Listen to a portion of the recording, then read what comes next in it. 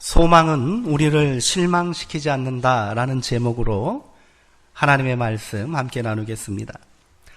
로마서 2장과 3장을 통해 유대인들이 자랑하는 율법의 무익함을 역설한 바울은 유대인이나 헬라인이나 모두 다 죄 아래 있다라고 천명했습니다. 그는 이 절망적인 상황을 벗어날 수 없게 된 인간에게 감격스러운 복음이 선포되었다고 말했지요. 그래서 이제는 율법 외에 하나님의 한 의, 유일한 의가 나타났다. 이리 말했습니다. 하나님의 의는 그의 아들 예수 그리스도의 십자가 대속의 사건을 통해 온전히 실현되었습니다. 바울은 이를 죄값을 다 치루었다는 의미로 속량이라고 말했습니다. 이를 믿는 자들은 누구든지 값없이 의롭다 하심을 얻게 되었다라는 것이 바울 복음의 핵심입니다. 그래서 바울은 3장 27절에서 이렇게 고백하고 있습니다. 인간은 아무것도 자랑할 것이 없다. 인간의 인생의 궁극적인 목표가 하나님 앞에 의롭게 되는 건데 그게 내 노력으로 한 것이 아니라 전적인 하나님의 은혜의 역사이기 때문에 무엇을 자랑한단 말이냐. 내가 믿음 생활하면서 이런저런 자랑거리가 있을지 모르겠지만 하나님 앞에는 그것이 자랑거리가 될 수 없다는 겁니다. 그래서 바울은 이렇게 고백했지요. 제가 좋아하는 그런 고백이고 말씀입니다. 나의 나된 것은 하나님의 은혜로다. 나의 나된 것은 하나님의 은혜라고 말합니다. 그러나 나에게 부득불 자랑하라 한다면 난 자랑하고 싶지 않은데 그래도 자랑하라고 자꾸 말한다면 내가 하나 자랑할게. 그러면서 말한 게 뭡니까? 나의 약한 것을 자랑하노라.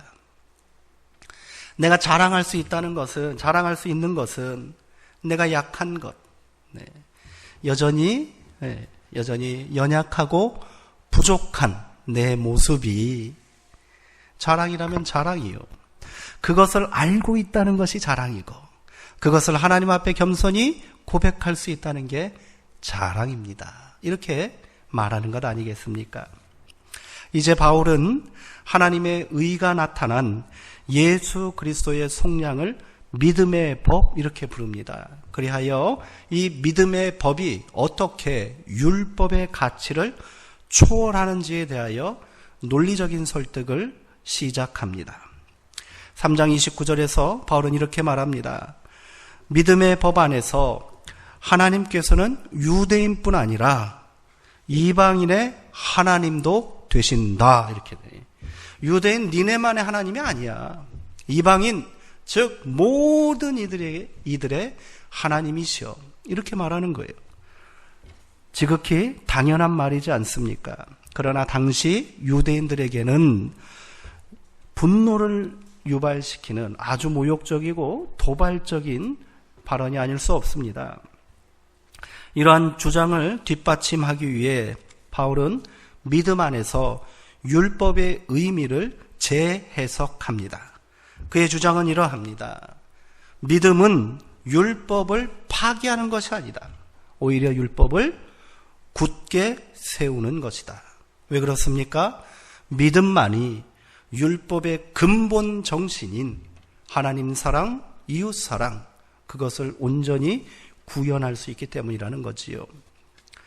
율법의 창시자요 믿음의 조상이라고 불리는 아브라함도 마찬가지라는 거예요. 4장에는 이 얘기를 길게 하고 있습니다. 아브라함도 역시 그의 행위로 의롭게 된 것이 아닙니다.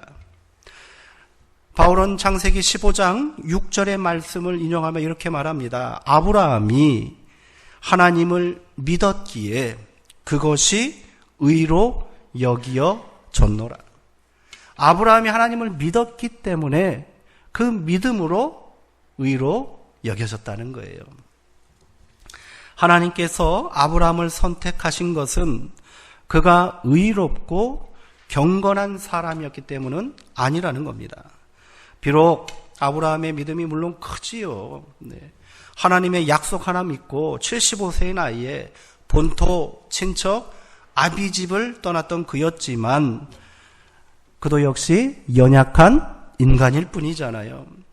아브라함의 일생을 쭉 돌아보면 아브라함이 얼마나 실수투성인 인생을 살았고 또 때로는 세상 사람과 똑같이 죄악 가운데 살았는지 우리는 알고 있지 않습니까?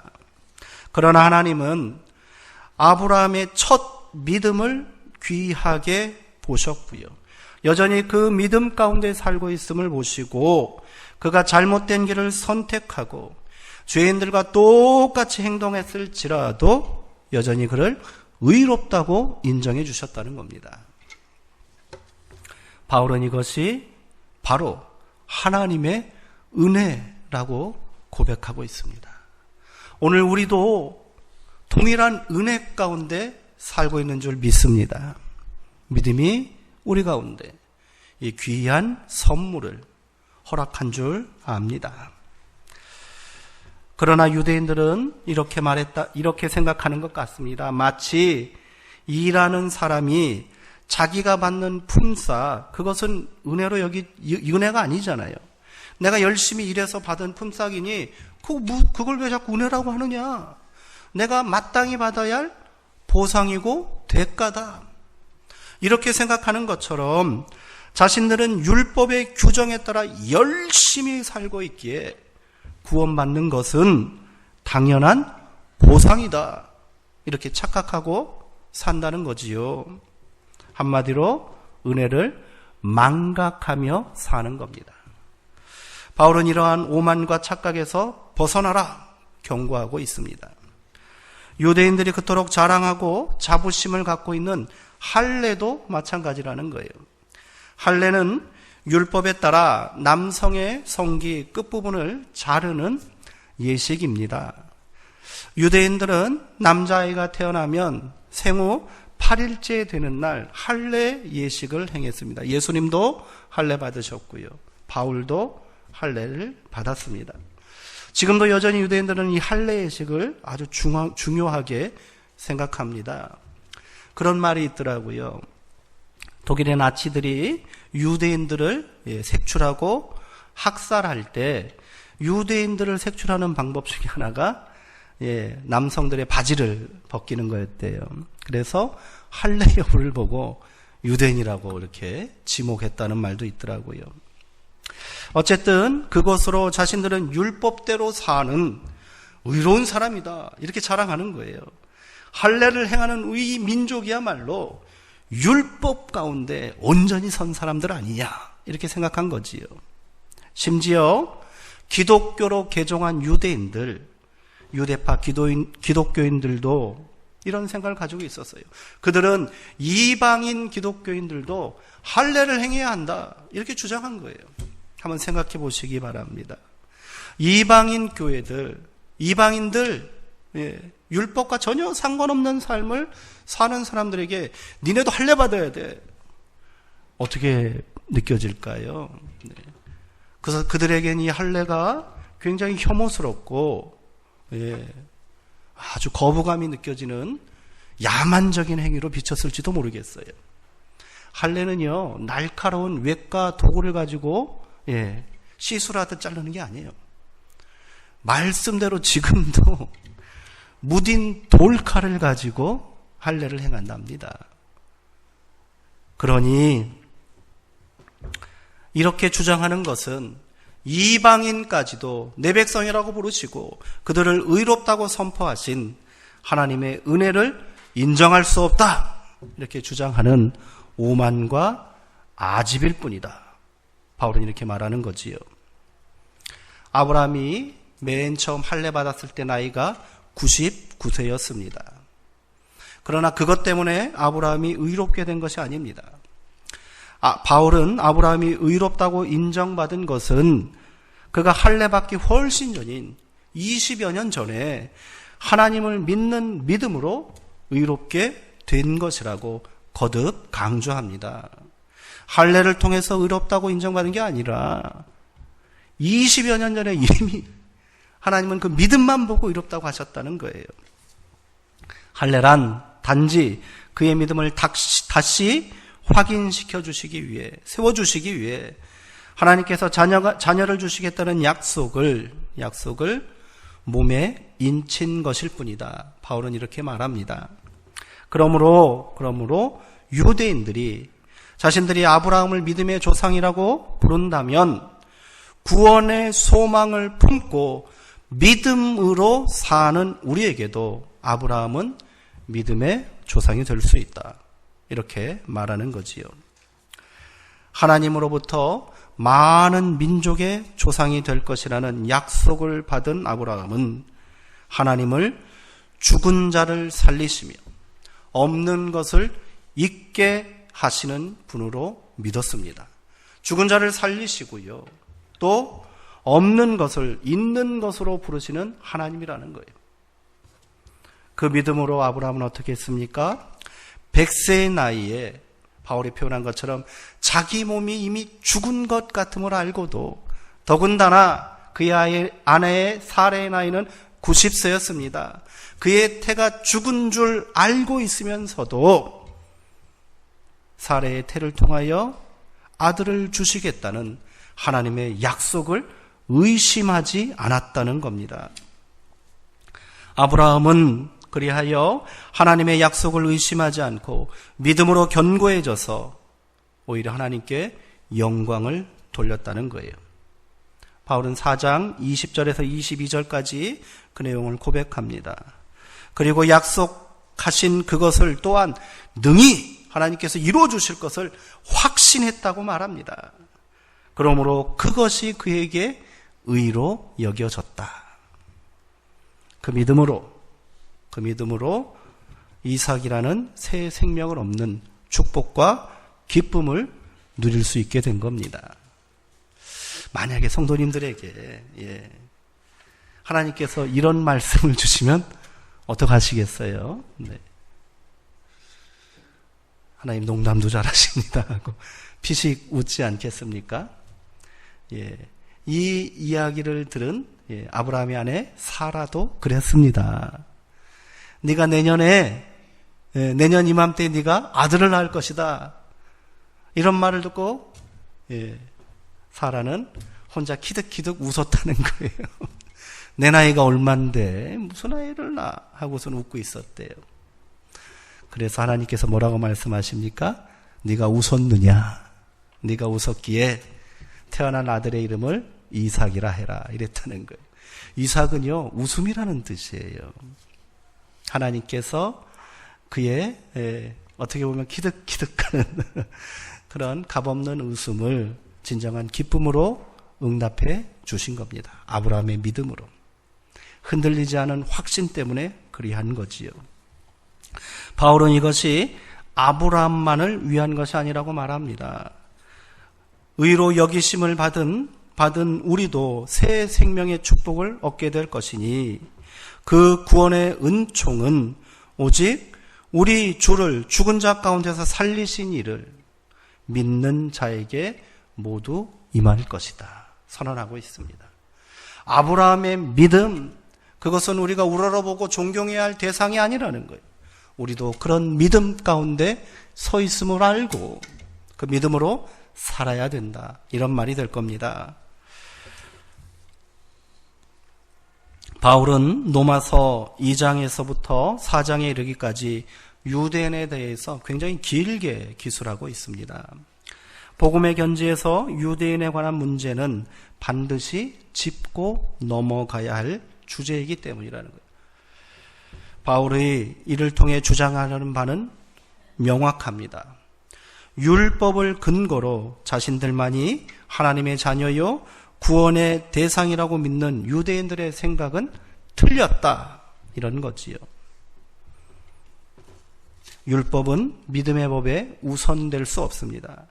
복음은 온 인류를 향한 보편적인 하나님의 은혜입니다. 믿음은 예수 그리스도의 십자가 죽음과 부활을 고백하고 그 믿음대로 살기로 결단하는 모든 이들에게 열려 있는 거예요. 쉽게 말해서 예수님을 믿고 예수님을 보내주신 하나님을 믿는 자, 그들에게 모두 허락된 것이 믿음의 역사라는 거지요. 저는 이런 생각을 해봤습니다. 도대체 로마 교회에 보내는 편지에서 로마 교회 교인들은 대부분 이방인들이잖아요. 유대인들에 대해서 별로 그렇게 관심 없을 수 있어요. 율법 그런 거 잘 모른단 말이에요. 그런데 왜 바울은 굉장히 긴 분량을 할애해서 유대인에 관한 그런 메시지를 로마인들에게 보내고 있어요. 2장부터 4장뿐이 아니에요. 뒤에 보면 유대인의 구원 문제를 다시 한번 언급하고 있습니다. 왜 그럴까요? 왜 그럴까요? 우리도 유대인처럼 율법주의에 빠질 수 있다는 겁니다. 율법이라는 게 결국 무엇이겠습니까? 율법을 지키는 나는 의롭고 그것을 지키지 않는 너는 불의하다. 내 행동은 옳고 너의 행동은 틀리다. 구분짓는 거예요. 그를 통해서 궁극적으로 추구하는 바가 뭐겠습니까? 율법을 잣대로 남을 판단하고 비난함을 통해서 얻으려는 게 뭐예요?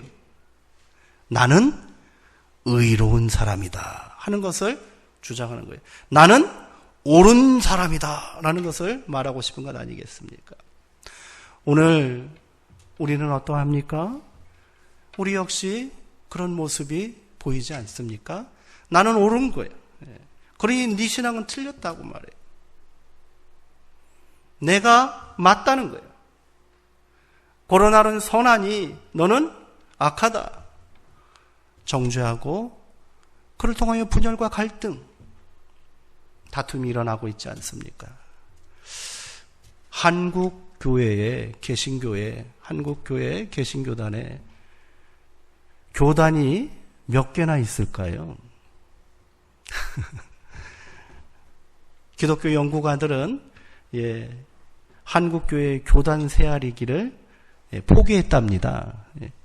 너무 많고요. 자국이라면 생기고 또 없어지고. 왜 이렇게 교단들이 많아진 겁니까? 결국은 분열 아닙니까? 나는 옳고 너는 틀렸다는 거예요. 나는 성경적이고 너는 비성경적이라는 거예요. 나는 믿음이고 너는 불신이라는 거예요. 율법적인 사고 방법이에요. 이것을 벗어나야 한다는 말이 될 겁니다. 또 하나, 그럼에도 불구하고 하나님께서는 유대인뿐 아니라 모든 이들에게 이 복음을 허락하시고 믿음의 길로 나오기를 원하시니 당신들은 그 말씀 그대로 복음을 증거하시오. 믿음대로 사시오. 내가 유대인들을 향하여 이렇게 열심을 내는 것처럼 당신들도 그리하시오. 이런 말을 주고 있는 것 아니겠습니까? 만약 바울이 율법과 복음을 가지고 이처럼 투쟁적인 논쟁을 하지 않았다면 오늘 우리는 하나님의 은혜를 만나지 못했을지도 모르겠습니다. 지금까지 아브라함의 믿음을 근거로 믿음은 율법을 파괴하는 것이 아니라 오히려 굳게 세운다고 주장한 바울은 이제 첫 번째 결론, 첫 번째 주제에 대한 결론을 내립니다. 그 결론은 하나님의 은혜를 우리에게 선포하는 것입니다.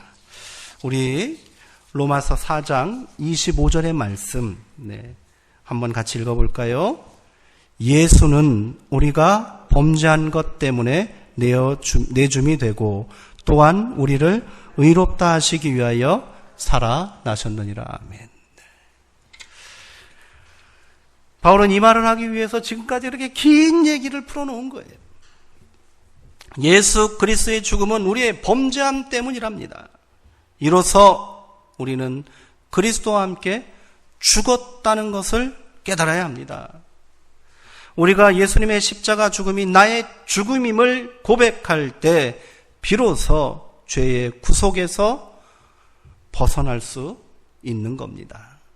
또한 예수님은 우리를 의롭다 하시기 위해 다시 살아나셨습니다. 부활은 예수님에게만 나타난 기적의 사건이 아닙니다. 그것을 믿는 우리에게도 부활의 역사가 예수 그리스도와 함께 나도 믿음으로 부활했음을 고백해야 한다는 거예요. 그래야 우리가 의롭다 하심으로 인해 새 생명의 은혜를 누릴 수 있는 겁니다. 믿음은 우리가 부활의 새 생명을 살고 있다는 고백이 되어야 합니다. 신앙생활 한다고 하는데도 여전히 죽은 것처럼 죄인으로 살고 있다면 그 믿음은 율법과 다르지 않을 겁니다.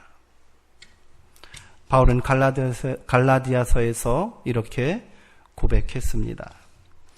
갈라디아서 2장 19절에서 20절까지 말씀입니다. 내가 율법으로 말미암아 율법에 대하여 죽었나니 이는 하나님에 대하여 살려 함이라. 내가 그리스도와 함께 십자가에 못 박혔나니 그런즉 이제는 내가 산 것이 아니요 내 안에 그리스도께서 사시는 것이라. 이제 내가 육체 가운데 사는 것은 나를 사랑하사 나를 위하여 자신을 버리신 하나님의 아들을 믿는 믿음 안에서 사는 것이라. 아멘. 무슨 말입니까? 나는 예수 그리스도의 십자가와 함께 죽었다 선언하는 거예요. 그리고 예수 그리스도의 부활과 함께 다시 살아났다. 다시 태어났다. 그 증거로 내 안에 예수 그리스도를 모시고 산다는 거예요. 그 믿음대로 내가 세상을 살겠노라 결단하는 것 아니겠습니까? 바울의 고백이 오늘 우리의 고백과 결단되기를 주님의 이름으로 축원드립니다. 이제 바울은 새로운 주제를 시작합니다. 5장부터 8장이 이뤄지는 긴 내용이 될 겁니다. 이 새로운 주제를 시작하면서 바울은 이렇게 선포하고 있습니다. 5장 1절의 말씀을 우리 다시 한번 읽어보겠습니다. 그러므로 우리가 믿음으로 의롭다 하심을 받았으니 우리 주 예수 그리스도로 말미암아 하나님과 화평을 누리자. 하나님과 화평을 누리자는 겁니다. 그래야 하나님의 은혜에 들어가 하나님의 영광을 바라고 즐거워할 수 있는 겁니다. 내가 믿음 생활하는데 여전히 하나님 앞에 부끄럽고 여전히 하나님이 두렵다면 우리는 믿음에 이르지 못했어요. 죄에 대해서 나의 옛사람이 그리스도 예수와 함께 십자가에 못 박히지 않았다는 겁니다. 그러나 우리가 온전한 믿음 가운데 설 때 우리 가운데 하나님과의 화평이 완성될 줄 믿습니다. 이것만큼 인생의 최고의 기쁨과 자랑이 어디 있겠습니까? 성도님들은 어디에서 삶의 즐거움과 영광을 찾고 계십니까? 설령 열심히 노력해서 그것을 성취했다고 해도 그 기쁨이, 그 영광이 영원하든가요? 우리 어머니께서 예전에 저에게 그런 말씀을 하셨어요. 아이고, 우리 아들 장가 좀 갔으면 내가 아무 걱정 없이 살겠다. 기도 제목이셨어요. 제가 좀 늦게 장가 갔어요. 장가 가고 애 낳고 잘 살고 있는데도 여전히 어머니는 저에 대해서 걱정하고 계시는 거예요. 또 다른 문제로 부산에 가서 잘 있나? 코로나 때문에 교회가 힘든다는데 어떻게 살고 있나? 매일매일이 걱정이지 않겠습니까? 만약에 지금 우리가 고통받고 있고 전 세계가 어려움 가운데 있는 이 코로나19 이 문제가 내년에 다 사라지면 어떻게 될까요? 다 해결됐다면 어떨까요? 그러면 그때는 진짜 기쁨이 회복되고 진짜 만족한 그런 삶을 살 수 있으시겠습니까? 그 기쁨도 얼마 가지 않을 것입니다. 우리는 또 다른 삶의 문제와 고민에 그냥 붙잡혀서 또 한 번 어려운 삶, 여전히 쳇바퀴 돌듯 동일한 삶의 모습으로 살게 될 것입니다. 삶의 진정한 기쁨은 세상에서 오지 않는다는 거예요. 바울이 말하는 것처럼 믿음으로 하나님의 영광을 바랄 때 그때야 비로소 우리 가운데 임하고 우리 삶이 회복될 줄 믿습니다. 하나님의 영광을 바라는 구원의 소망이 내 안에 있을 때 비로소 참된 기쁨을 누릴 수 있는 겁니다. 어떤 소망을 품고 있느냐가 그에게 기쁨이 될 수도 있고요. 또는 그것이 여전히 낙심과 불안과 두려움으로 다가올 수도 있다는 겁니다. 그러기에 바울은 이 5장 2절 이하에서 이렇게 말하잖아요. 그 믿음으로 사는 사람은 어떠한 환난과 고난이 닥쳐와도 즐거워할 수 있습니다. 환난은 우리에게 인내를 배우게 하고 인내는 우리의 믿음을 더욱 빛나게 연단할 것입니다. 연단은 궁극적인 믿음의 소망인 구원을 이루게 할 줄 믿습니다. 아멘. 우리에게 너무도 익숙한 말씀이지요. 잘 알고 있어요. 그러나 이 말씀을 다 알고 있고요. 복음의 진리, 소망 가운데 하나님의 영광을 바라는 사람 삶이 참된 기쁨이고 즐거움인지 알고 있는데도 여전히 걱정입니다.